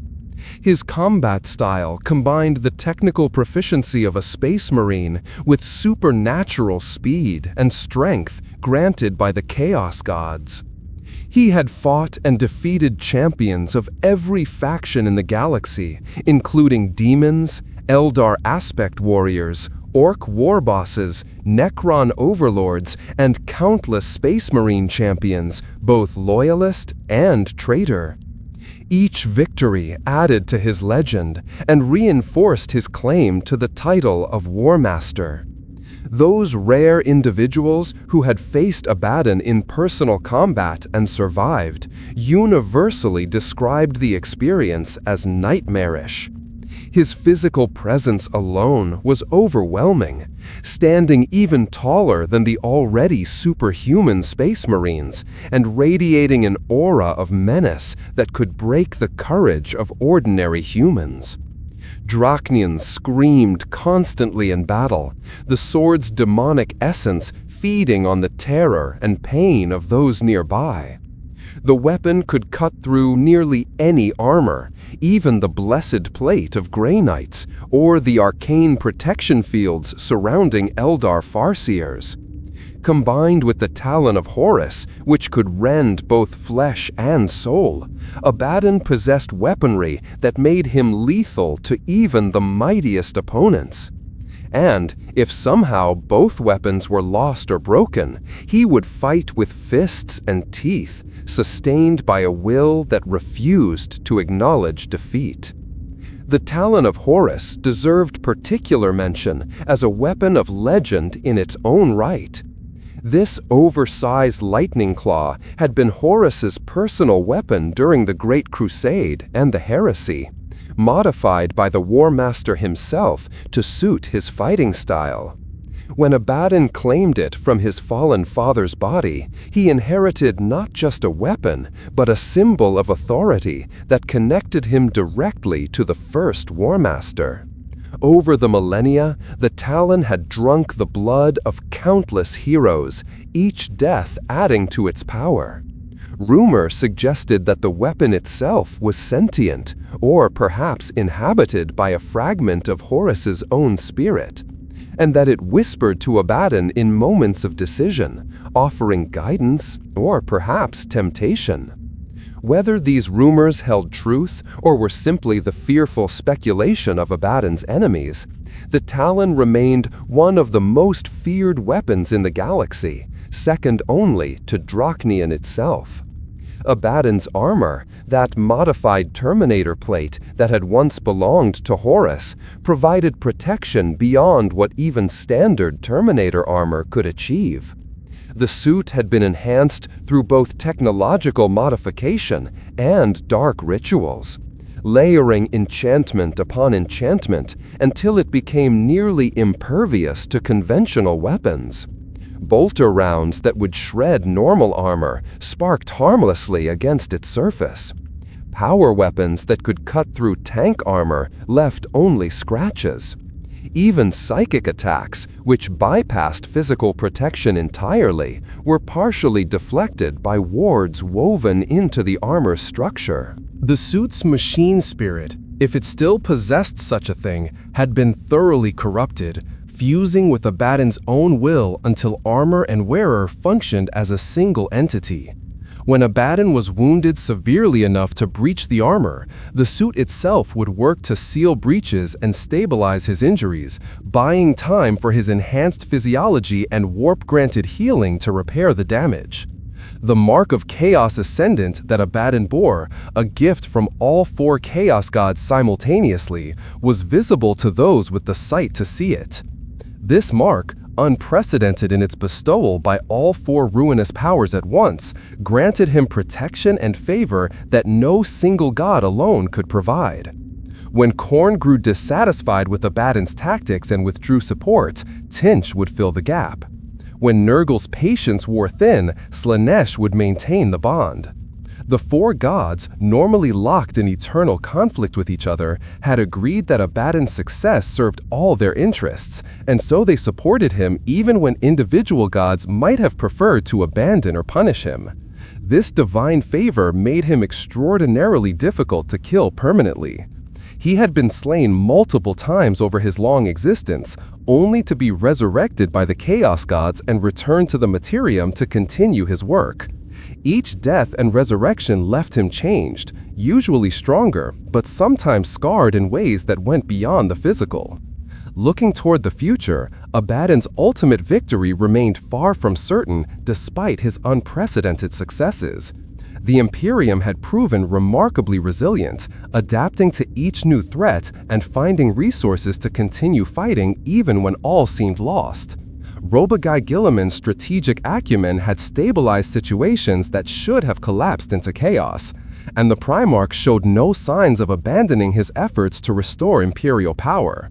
The Primaris reinforcements continue to flow to chapters throughout the galaxy, replacing losses and even expanding some forces beyond their traditional strength. New technologies were being deployed. Weapon systems that had been deemed too dangerous or heretical for use were now being authorized in the face of existential threat. The Imperium, backed into a corner, was fighting with a desperation and innovation it had not displayed in millennia. The Chaos Gods themselves represented an unpredictable factor in Abaddon's plans. Their support had been crucial to all his achievements, but they were fundamentally unreliable allies. The gods cared nothing for the Long War as Abaddon understood it. They viewed the conflict as entertainment, a grand game played for their amusement across the ages. If Abaddon's success became boring, or if his independence grew too threatening, they might withdraw support or even actively work against him. He had avoided this fate so far through a combination of delivering victories that pleased the gods and maintaining enough independence that they viewed him as a challenge rather than a servant. But this was a knife's-edge balance that could shift at any moment, and Abaddon knew that his greatest enemy might ultimately be the very powers he served. The existence of the Imperium Sanctus, that half of the Imperium still connected to Terra and the Astronomicon's light, presented Abaddon with a frustrating strategic reality. He had successfully cut the Imperium in half, isolated millions of worlds, and caused devastation on an unprecedented scale. Yet the core of imperial power remained intact. Terra still stood. The Emperor still lived, if that term could be applied to his state upon the Golden Throne. The Adeptus Ministorum continued to preach faith in the God Emperor across billions of worlds. The Adeptus Mechanicus forges, though reduced, still produced the weapons and equipment that sustained imperial military forces. As long as these central institutions survived, the Imperium could rebuild, could adapt, could continue to resist. Breaking them would require a campaign that dwarfed even the 13th Black Crusade in scope and ambition. Abaddon had already begun planning what some of his inner circle referred to as the Final Crusade, though he had not formally declared such an undertaking. This hypothetical campaign would be focused entirely on reaching Terra and killing the Emperor, accepting whatever sacrifices were necessary to achieve that single objective. It would require abandoning all other goals, calling in every favor, expending every resource, and accepting casualties that would cripple the Black Legion for generations. But if successful, if the Emperor could be slain and Terra claimed for chaos, then the cost would be justified. The Imperium would splinter into countless successor states, each too weak to resist chaos individually. The Astronomicon would fail permanently, making warp travel impossibly dangerous and isolating every world. Within a generation, human civilization would collapse, and from its ruins would emerge a new order shaped by chaos itself. Yet doubt crept into even Abaddon's iron certainty at times, though he would never voice such weakness aloud. He had devoted 10,000 years to the Long War, sacrificed everything he had once been to become the Despoiler, and watched countless allies and enemies alike fall into dust while he continued. What if the Emperor could not be killed? What if the Golden Throne's life support systems were so thoroughly integrated with the Emperor's being that destroying one would somehow preserve the other? What if, as some whispered, the Emperor had foreseen all of this and had plans within plans that would turn Abaddon's victory into defeat? These questions haunted the quiet moments when he stood alone in his sanctum, studying star charts and planning future campaigns. He buried such doubts beneath action, launching new raids and assaults to remind himself and others of his power and purpose. The Despoiler's legacy, regardless of how his story ultimately concluded, was already secured. He had accomplished what no other Chaos champion in 10,000 years had managed, uniting the fractured forces of the traitor legions, maintaining that unity across multiple campaigns, and inflicting strategic defeats upon the Imperium that altered the galactic balance of power. He had proven that a mortal could refuse the ascension offered by the Chaos Gods and still wield power rivaling that of demon princes. He had demonstrated that patient, long-term planning could achieve objectives that simple bloodlust and violence could not. Future champions of chaos, should they arise in ages yet to come, would measure themselves against Abaddon's achievements and likely find themselves wanting. He had set a standard that might never be equaled, let alone exceeded. Within the Black Legion itself, Abaddon had become more than a commander or even a warmaster. He had become the living embodiment of the Legion's purpose and identity. Young recruits inducted into the Black Legion learned his history as though it were sacred text, memorizing his famous quotes and the details of his greatest victories. Veterans who had fought beside him for centuries or millennia told stories of his deeds with the reverence usually reserved for saints or prophets. When Black Legionnaires spoke the phrase that defined their existence, "We are returned," they invoked not just the Legion's return from the Eye of Terror, but Abaddon's personal return from every defeat, every death, every moment when lesser beings would have surrendered. He was the Black Legion, and the Black Legion was him, bound together in a union that transcended mere command structure to become something approaching symbiosis. The hatred that Abaddon felt toward the Imperium was no longer the hot, passionate fury he had known immediately after Horus's death. 10,000 years had cooled that rage into something colder and more dangerous, a perfect clarity of purpose unclouded by emotion. He did not hate individual Imperial citizens or even specific leaders like Dillamon, though he would kill them without hesitation if they stood in his way. Instead, he hated the concept of the Imperium itself, that vast bureaucratic machine that ground up billions of lives to sustain a corpse god's delusions. He hated the waste of it all, the potential of humanity shackled to serving a failed vision.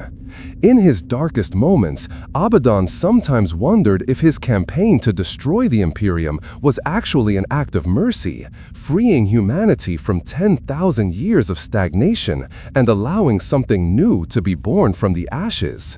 He suspected the Emperor himself, if still capable of coherent thoughts, might agree that the Imperium had become a grotesque parody of his original vision and might welcome its destruction. The question of what would replace the Imperium once Abaddon achieved final victory remained deliberately vague in his planning. Some of his followers assumed he intended to establish a new empire, ruled from Terra, with himself as its god-emperor, mirroring the very structure he sought to destroy. Others believed he would simply let the galaxy descend into complete anarchy, with every world becoming a playground for chaos cults and demon princes. The truth, known only to Abaddon himself, was that he had not decided. The long war had consumed his existence so completely that thoughts of what came after victory seemed almost irrelevant. He would deal with that question when it arose, if it arose. For now, the only certainty was that the Imperium must fall, and he would be the one to destroy it. Abaddon's relationship with the concept of faith presented an interesting contradiction in his character. He served chaos, relied on the chaos gods for power, and commanded forces bound to those gods through pacts and worship. Yet he himself did not worship the ruinous powers, viewing them instead as tools or resources to be exploited. This practical atheism coexisted with his clear knowledge that the gods existed and were paying attention to his actions. Some philosophers of chaos, insofar as such beings existed, had speculated that Abaddon represented a new paradigm, a champion who used the gods rather than being used by them. If this interpretation held truth, it suggested possibilities that both inspired and terrified those who contemplated them. Could others follow Abaddon's example? Could chaos be harnessed without surrender? Or was Abaddon unique, his iron will and specific circumstances creating conditions that could never be replicated? The Black Legion's recruitment and indoctrination processes under Abaddon's leadership had evolved into a sophisticated system designed to produce warriors of exceptional quality. Potential recruits, whether captured Imperial Space Marines, aspirants from corrupted worlds, or warriors from other traitor warbands seeking to join the most prestigious legion, underwent trials that tested both their combat capability and their psychological resilience. These trials deliberately broke down previous loyalties and identities, forcing recruits to abandon their past and embrace their new existence as Black Legionnaires. The most effective aspect of this indoctrination was that it offered purpose and meaning rather than simply imposing obedience through fear. Recruits were taught that they served a cause greater than themselves, that every battle brought humanity closer to liberation from the false emperor, that their sacrifices would be remembered when final victory was achieved. This combination of harsh discipline and ideological conviction created warriors who fought with both skill and fanaticism, a blend that made the Black Legion exceptionally effective. Training within the Black Legion emphasized versatility and adaptability, reflecting lessons Abaddon had learned across 13 Black Crusades. Black Legionnaires were expected to excel in multiple combat roles rather than specializing narrowly. A warrior might serve as a heavy weapons specialist in one campaign, a close combat expert in another, and a void warfare boarding specialist in a third. This cross-training created a force that could respond to changing circumstances without requiring extensive reorganization. It also ensured that if casualties eliminated specialists in a particular area, other warriors could step into those roles with minimal disruption. The cost was that Black Legionnaires typically could not match the absolute peak performance of specialists from other legions, such as the surgical precision of Alpha Legion infiltrators or the raw close combat fury of World Eater's berserkers. But their flexibility more than compensated, allowing them to fight effectively in any situation rather than excelling in one narrow tactical niche. The Black Legion's fleet represented one of its greatest strategic assets, assembled through 10,000 years of raiding, construction, and salvage. At its core were vessels that had survived since the heresy itself, ancient battleships whose machine spirits had been thoroughly corrupted and transformed into something that approached demon sentience. These ships, including the Vengeful Spirit, were irreplaceable relics whose loss would be catastrophic. Around them clustered newer vessels captured from the Imperium, stolen from Orc space hulks, or built in the corrupted shipyards of the Eye of Terror. The fleet's composition was eclectic and irregular, mixing Imperial Navy designs with twisted modifications that violated every principle of rational engineering. Yet it worked, held together by a combination of dark mechanicum expertise and daimonic intervention that prevented the fundamental incompatibilities from causing catastrophic failure. The Vengeful Spirit itself had undergone so many modifications over the millennia that little of its original Imperial design remained visible. Entire sections of the ship had been rebuilt multiple times, incorporating technology from defeated enemies or gifts from the Chaos Gods. The vessel's interior was a labyrinth that defied normal spatial geometry, with corridors that connected in impossible ways and chambers that existed in multiple dimensions simultaneously. Crew members who spent too long aboard sometimes went mad from the subtle wrongness that permeated every deck. Yet for Abaddon, the Vengeful Spirit was home in a way no physical location could ever be. He had walked its corridors for 10,000 years, knew every hidden passage and secret chamber, and felt the ship's corrupted machine spirit respond to his thoughts almost before he consciously formed them. The bond between Warmaster and flagship approached the mystical, and some claimed that if the Vengeful Spirit were ever destroyed, Abaddon himself would perish, regardless of the Chaos God's favor. Abaddon's command style in battle reflected his personality, aggressive and uncompromising but never reckless. He led from the front not out of ego, but because his personal presence inspired his warriors and because he genuinely enjoyed combat. 10,000 years of warfare had not dulled his appetite for battle, but rather refined it into something approaching an art form. He read battlefields with a clarity born from experience that dwarfed the lifespans of civilizations, identifying weak points in enemy formations and exploiting them with devastating efficiency. His tactical instincts operated on multiple levels simultaneously, managing his immediate surroundings while maintaining awareness of the overall strategic situation. This allowed him to make split-second decisions about when to personally engage in melee and when to pull back to direct his forces, always choosing the option that maximized overall effectiveness rather than personal glory. In council with his lieutenants, Abaddon encouraged vigorous debate and disagreement, recognizing that better plans emerged from conflict between different perspectives. He had no patience for yes-men or sycophants who simply agreed with whatever he said. Warriors who challenged his decisions with logical arguments and alternative proposals earned his respect, even if he ultimately rejected their suggestions. But once he had made a final decision, he expected instant and complete obedience, and those who continued to argue or who deliberately disobeyed faced swift and brutal punishment. This combination of open debate, followed by absolute authority, created a command structure that benefited from collective intelligence while avoiding the paralysis of endless discussion. It also ensured that when Black Legion forces executed operations, they did so with unified purpose rather than being undermined by internal dissent. The toll that 10,000 years of warfare had taken on Abaddon's psyche was impossible to measure from outside, and he would never admit to weakness even to his closest confidants. But occasionally, those who served him longest glimpsed moments that suggested the depths of his fatigue and pain. A brief hesitation before donning his armor, as though the weight of it had become almost too much to bear. A distant look in his eyes when he thought himself unobserved, as though seeing past battles or lost comrades, or perhaps simply contemplating the endless grinding of the long war.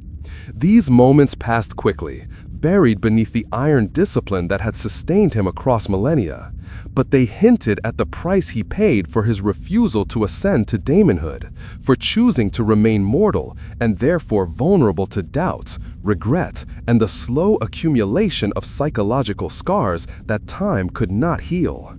Yet, despite this weight, Abaddon continued. He continued because stopping was unthinkable, because the long war was all that remained of his identity, because billions of traitors across the galaxy looked to him for leadership and purpose. He continued because Horus had failed, and someone needed to succeed where the first Warmaster had fallen short. He continued because the Emperor still lived, and as long as that remained true, the work was unfinished. He continued because he had promised himself 10,000 years ago as he fled the burning wreckage of Terra that he would return. And Ezekiel Abaddon, the Despoiler, Warmaster of Chaos, first captain of the Black Legion, had never broken a promise to himself. He would continue until the Imperium lay in ruins or until he finally, permanently fell. There was no middle ground, no compromise, no retirement into comfortable exile.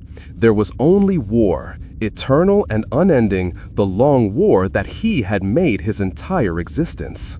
The tale of Abaddon the Despoiler and his 13 Black Crusades is not yet finished, for he lives still, plotting his next move from the Bridge of the Vengeful Spirit or from his throne within the Eye of Terror. The galaxy trembles at the mention of his name, and rightly so, for he has accomplished what 10,000 years of lesser champions could not. He has broken the Imperium, split it in half, and proven that even the mightiest empire in galactic history can be brought low by sufficient will and planning. Whether he will ultimately achieve his goal of killing the Emperor and destroying humanity's last hope remains to be seen. But one truth is undeniable. Abaddon the Despoiler has already secured his place in history as the greatest champion of chaos to ever live, and his legend will endure long after the last stars burn cold and dark. The long war continues, and at its head marches a warrior who has fought for 10 millennia and shows no sign of stopping until his ultimate ambition is achieved or eternity itself ends. In the grim darkness of the far future, where there is only war, no name inspires greater terror or commands greater respect than that of Abaddon, the Warmaster who brought the galaxy to its knees and who swears he will not rest until the false emperor's corpse lies broken at his feet, and the Imperium is nothing but a footnote in history.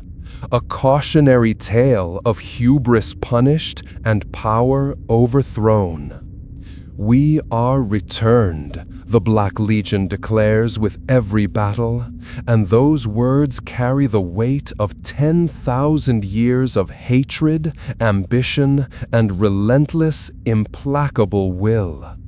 Beware the Despoiler, for he comes not merely to conquer, but to unmake.